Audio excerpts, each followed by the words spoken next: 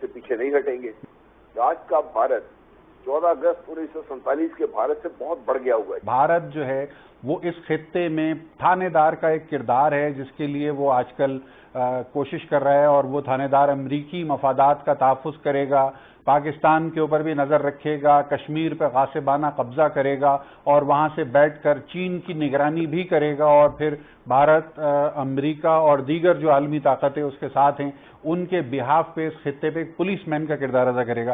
किस हद तक पूरी होती नजर आ रही है ये स्ट्रैटेजी भारत की? पाकिस्तान को दुश्वारियां होंगी क्योंकि वो एक दुश्मन मुल्क है जी। वो हर किस्म की दुश्मनी निकालता है। वो पॉलिटिकली हमें ब्लॉक करेगा, वो डिप्लोमेटिकली हमें ब्लॉक करेगा, लेकिन ये कोई डिप्लोमेट बता सकता है कि क्या हम इंडिया की एंट्री को ब्लॉक करने के पोजीशन में भी थे या नहीं। मेरा ख्याल है हम बिल्कुल इस पोजीशन में नहीं थे। ठीक है जनाब, हमारे एक बैनुल अक़वामी सियासी डेवलपमेंट भी है जो इस वक्त पेश आ रही है।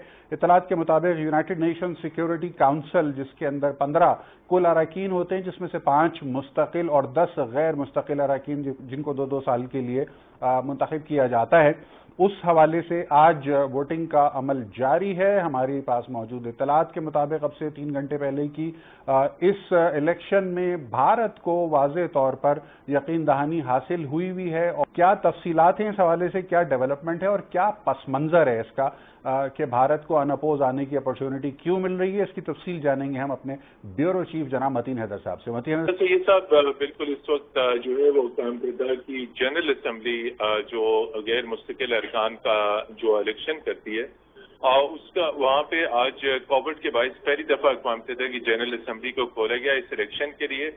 और जो भारत है वो भी सलामती कौंसिल का गैर मुस्तकिल, जिसमें आपने कहा 5 गैर मुस्तकिल अरकान का आज जो है वो तकर्रर किया जा रहा है, और पाकिस्तान ने इसके ऊपर बड़ी गहरी नजर रखी हुई है। और दीगर ममालिक का जो भी इलेक्शन है उससे यकीनी तौर पे हमें दिलचस्पी नहीं, लेकिन पाकिस्तान इस वक्त सारी सूरत हाल पर बड़ी गहरी नजर रखे हुए, चूंकि सलामती कौंसिल के गैर मुस्तकिल अरकान के तौर पर इंडिया की एंट्री यकीनी तौर पर पाकिस्तान के लिए बहुत बड़े बड़े चैलेंजेस पैदा करेगी। और जो हमारे सफारती ज़राए हैं वो ये बताते हैं कि एशिया पैसिफिक ग्रुप, जिसका रुकन पाकिस्तान भी है, यानी यूएन का जो एशिया पैसिफिक ग्रुप है, उसने इंडिया की इंडोर्समेंट की थी, यानी उसकी सलामती कौंसिल के गैर मुस्तकिल रुकन के लिए पाकिस्तान गुज़िश्ता बरस खामोशी के साथ इसकी इंडोर्समेंट कर चुका है। जब हमने सफारती ज़राए, आला तरीन सफारती ज़राए से बात की और उनसे पूछा कि पाकिस्तान के लिए क्या चैलेंजेस हो सकते हैं, तो सफारती ज़राए ने बताया कि गैर मुस्तकिल रुकन के तौर पर इंडिया सलामती कौंसिल में पाकिस्तान के खिलाफ दहशतगर्दी के इश्यूज को हाईलाइट कर सकता है। ताहम जो भी सूरत हाल है इसमें पाकिस्तान के लिए आइंदा के लिए चैलेंजेस बढ़ जाएंगे, कश्मीर को हाईलाइट करने से मुतल्लिक प्रॉब्लम होंगे, जबकि इंडिया एंटी पाकिस्तान इश्यूज को सलामती कौंसिल में हाईलाइट करेगा। अच्छा मतीन हैदर साहब, ये भी सब लोग जानते हैं कि इस तरह के जो मामलात होते हैं उसकी लॉबिंग महीनों पहले शुरू हो जाती है, बाज़ सूरतों में 1 साल पहले से भी लॉबिंग हो रही होती है। तो पाकिस्तान की जानिब से भारत को यानी अनअपोज इलेक्शन के हवाले से कोई खामोश हिमायत की सरगोशियां मौजूद हैं, या क्या है ये मामला? जी बिल्कुल, ये जो है भारत को जो जिसे कहते हैं कि पाकिस्तान ने इसका वाज़ेह जवाब हमें सफारती ज़राए ने दिया कि पाकिस्तान ने भारत को रोकने के लिए लॉबिंग की ही नहीं। पाकिस्तान ने भारत की एंट्री रोकने के लिए किसी किस्म की कोई कोशिश नहीं की। तो ये क्या है? इसका मतलब है कि खामोशी के साथ पाकिस्तान चाह रहा था कि इंडिया की एंट्री उसमें हो जाए। बस रजा साहब और थे, आज हालात 5 अगस्त 2019 के कश्मीर के बारे में भारतीय जाबराना और जालिमाना फैसलों के बाद ये 7 बरस की सूरत हाल और है। आज सूरत हाल और बदल चुकी है, लिहाजा इस बात का तकाजा था, मौजूदा सूरत हाल इस बात की तकाजा करती थी कि पाकिस्तान खुलकर लॉबिंग करता और इंडिया की entry into security council as a non permanent member उसके लिए इतना मौसर किरदार अदा करता। और जब मैंने ऑन रिकॉर्ड पाकिस्तान के मुस्तकिल मंदूब अक़वाम मुत्तहिदा में मुनीर अकरम साहब से बात की, जो संडे को हमारे प्रोग्राम में भी तशरीफ लाए, उन्होंने इस बात की तस्दीक की कि इंडिया की एंट्री के बाद पाकिस्तान के लिए सलामती कौंसिल और अक़वाम मुत्तहिदा में मुश्किलात बढ़ जाएंगी।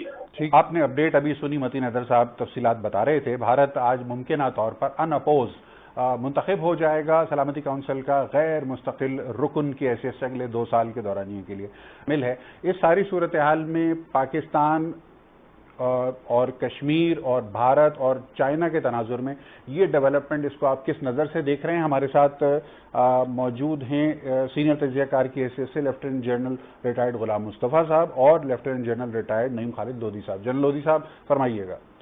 جی بہت شکریہ۔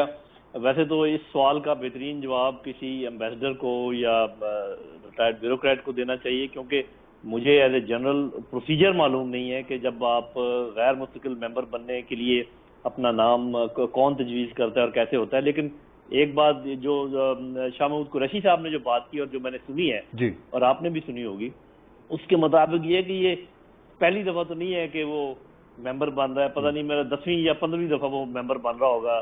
تو میرا خیال ہے کہ جب کوئی ان کے مقابلے میں کھڑا ہی نہ ہو تو پھر پاکستان نے ضرور لابنگ جو کی بھی ہوگی وہ اس کو وہ دکھایا تو نہیں جا سکتا۔ اور کوئی ایسا یا تو ہو نا، دو لوگ امیدوار ہوتے، 2 ملک کو پاکستان کو بلیم کرتے کہ آپ نے ووٹ انڈیا کو کیوں دیا۔ صحیح۔ جب انڈیا کے مقابلے میں کوئی دوسرا ملک کھڑا ہی نہیں ہوا اور پاکستان صاف ذرا امیدوار نہیں ہو سکتا تھا، کیونکہ یہ بائی ٹرن ہوتی ہے، بائی روٹیشن ہوتی ہے۔ یہ بات درست ہے کہ پاکستان کو دشواریاں ہوں گی، کیونکہ وہ ایک دشمن ملک ہے، وہ ہر قسم کی دشمنی نکالتا ہے، وہ پولیٹیکلی ہمیں بلاک کرے گا، وہ ڈپلومیٹکلی ہمیں بلاک کرے گا۔ لیکن یہ کوئی ڈپلومیٹ بتا سکتا ہے کہ کیا ہم انڈیا کی انٹری کو بلاک کرنے کے پوزیشن میں بھی تھے یا نہیں؟ میرا خیال ہے ہم بالکل اس پوزیشن میں نہیں تھے۔ ٹھیک ہے جناب، ہمارے اسٹریٹجی کہہ لیجیے وہ بنایا ہوا تھا، اس پر عمل پیرا بھی تھے، بڑے فخر سے کہہ بھی رہے تھے کہ 370 ڈن، 35 ڈن، رانا ڈن۔ تو اب اسی میں وہ ڈن کرنے کے سلسلے میں لداخ کا وہ علاقہ جس سے وہ باقاعدہ اکسائی چین اور مغربی چین کو نشانہ بنا سکتے ہیں، اور دولت بیگ اولڈی کا چونکہ ایئرپورٹ بھی افیکٹولی ہو گیا ہے آپریٹو، ساتھ اس کے جو فوج وہاں پہ اس نے تعینات کی وہ بھی ان کا خیال تھا کہ کافی مضبوط قدموں پر ہے کہ کیش کو بھی نقصان پہنچا سکتے ہیں۔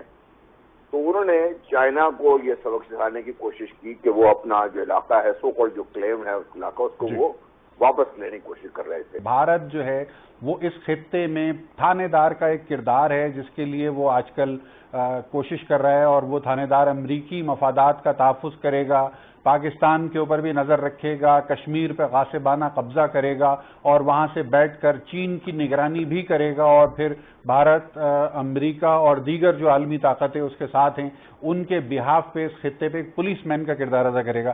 کس حد تک پوری ہوتی نظر آ رہی ہے یہ اسٹریٹجی بھارت کی ان تمام چیزوں کے پس منظر میں کہ جو اس وقت چین کے ساتھ لداخ میں ہو رہی ہیں؟